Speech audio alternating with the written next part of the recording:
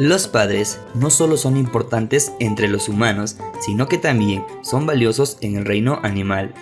Los mejores padres contribuyen a la seguridad, el bienestar y el desarrollo saludable de sus crías. Los peores padres abandonan, ignoran e incluso canibalizan a sus propias crías. Descubre los mejores y peores padres del reino animal. Los pingüinos y los caballitos de mar se encuentran entre los mejores padres, mientras que los osos y los leones se encuentran entre los peores. Número 1. Cucos. Los cucos son aves insectívoras que se alimentan principalmente de orugas. Los cucos comunes practican el parasitismo de puesta. Las hembras de cuco ponen sus huevos en los nidos de otras especies de aves, aprovechando la ausencia de sus dueños. Las hembras de cuco ponen huevos de diversos patrones de color y suelen elegir ponerlos en los nidos de la especie de pájaro cuyo patrón de color mimetizan mejor, que suelen ser donde ellas mismas se criaron, lo que divide la población de hembras de cuco en grupos denominados gentes. El huevecillo de cuco se forma junto a los huevos de otras especies más pequeñas. Entonces, la cría crece y termina por destruir los otros huevos o por deshacerse de los polluelos. Los ahora padres adoptivos del cuco no notan este fenómeno y se dedican a procurar de cuidados a la cría. Número 2. Tiburones. Los tiburones a menudo tienen una mala reputación como nada más que psicópatas asesinos sedientos de sangre, y sus hábitos de crianza no hacen mucho para mejorarla. De hecho, las mamás tiburones son notoriamente malas en la crianza de los hijos, incluso antes de dar a luz. Pero hasta algunos tiburones nacen vivos con placentas, un poco como los mamíferos, pero otros tienen bebés vivos sin un órgano para alimentar a los fetos en desarrollo. Entonces te preguntarás cómo obtienen sus nutrientes, pues comiéndose a sus propios hermanos. Estos tiburones comienzan su vida al despertarse dentro de una cueva diminuta y detona un negro poblada por sus hermanos y hermanas que se parecen a ellos, pero pocos saben que este autor está a punto de convertirse en la próxima arena de los Juegos del Hambre.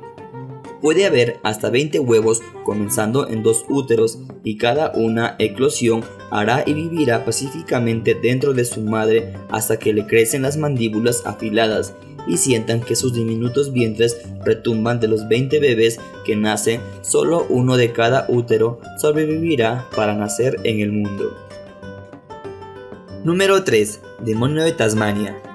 Reciben su entrenamiento en balacerío animal desde temprano, pues su primer acto en la vida es básicamente un duelo a muerte en la cúpula del trueno, donde menos de 1 de cada 10 sobrevivirá. El problema es que la madre dará a luz hasta 50 cachorros, pero solo tiene 4 dispensarios de lactación, tetillas, con las cuales alimentarlos, y los demonios de Tasmania no comparten nada, porque hay solo 4 espitas de leche. Solo 4 cachorros sobrevivirán, así de simple. Tan pronto como nacen, hay una carrera para ver quién consigue una de las boquillas de alimentación de mami. Quien sea que llegue primero y pueda agarrarse gana. Los restantes 46 se mueren de hambre en horas. En resumen, la naturaleza pasa por los problemas de crear 50 recién nacidos que se retuercen y después deja que el 92% de ellos muera casi inmediatamente por ninguna razón aparte de enfatizar el argumento de que compartir es para perdedores. Número 4. El león. Uno ya sabe que un león macho que se convierte en jefe de la manada por lo general va a matar a todos los cachorros engendrados por el líder anterior. Uno podría pensar que son los peores padrastros del reino animal, pero también son muy buenos padres de sus propios cachorros. Lo que hace que los leones sean tan malos padres es una combinación de avaricia y pereza. Papá León pasa la mayor parte de su día tirado a la sombra, esperando a que una de sus esposas le lleve algo de comer.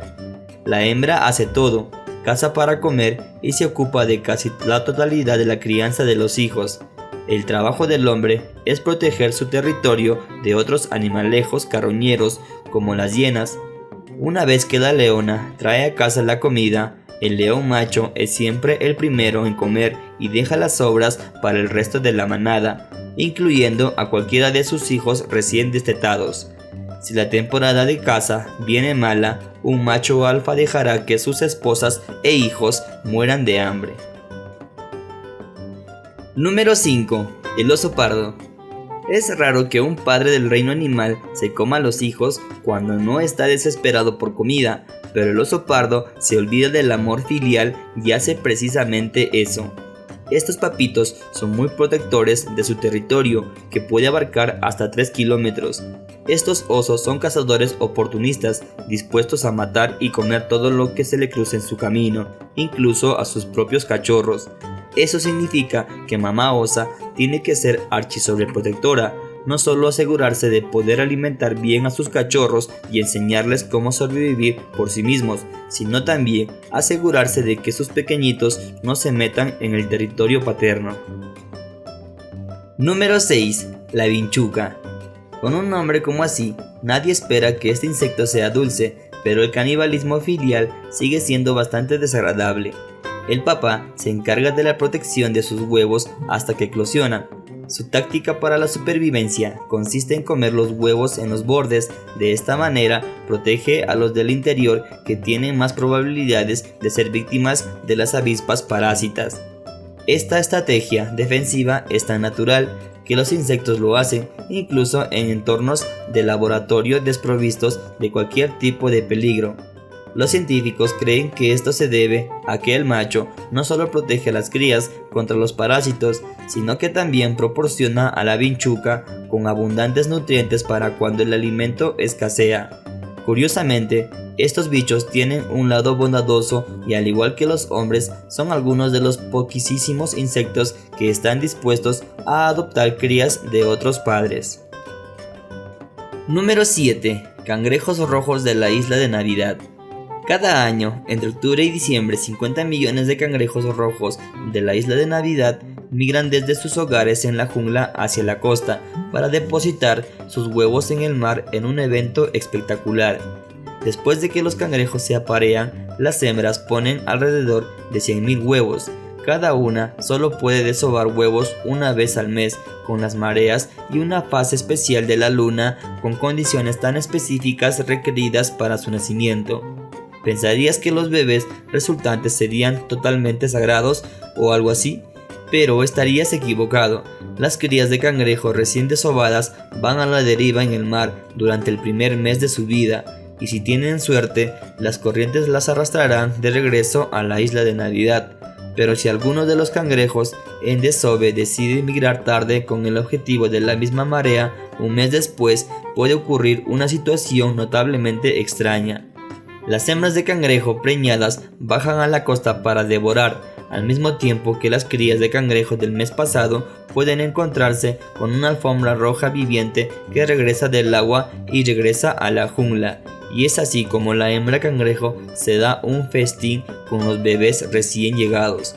Es de esperar que las hembras embarazadas se detengan y utilicen sus instintos maternos para ayudar a los bebés recién nacidos a encontrar el camino de forma segura. Número 8. Los hámster. Las madres de hámster regularmente traumatizan a los niños humanos desprevenidos al devorar a algunos de sus bebés. No está del todo claro por qué los hámster hacen eso. Investigadores Smith College en los Estados Unidos, entre otros, ideó una teoría en el 2012. Cree que la madre se come los especímenes más débiles. Los científicos observaron varias pruebas de hámster. Las presas parecían reaccionar a la luz y la temperatura. Cuando hacía más frío y oscurecía más rápido, comían más crías. Estos son probablemente los más débiles, que de todos modos no sobrevivirán al invierno que se acerca, pero seguirán consumiendo alimentos hasta entonces. Número 9. El águila.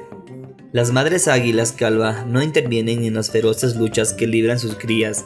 Si el polluelo más joven no muere por sus heridas, sus hermanos lo echarán del nido. Ahorra espacio una cría menos, y eso está bien para los hermanos y hermanas restantes. Según la investigación, científicos de, entre otros, la Universidad Británica de Lancaster publicó en 1999 un estudio de rivalidad entre hermanos y hermanas aves. En muchas especies de aves se encontró que los polluelos luchaban entre sí para salir del nido. Los hermanos restantes comenzaron a crecer enormemente cuando el polluelo más joven fue expulsado del nido. La madre pájaro permite que ocurra el linchamiento porque hace que su descendencia sea grande y fuerte, al menos los tipos que ganan la pelea. El macho tiene la tarea de suministrar ratones y otros alimentos. Un glotón menos salva el padre águila de volar arriba y abajo unas cuantas veces.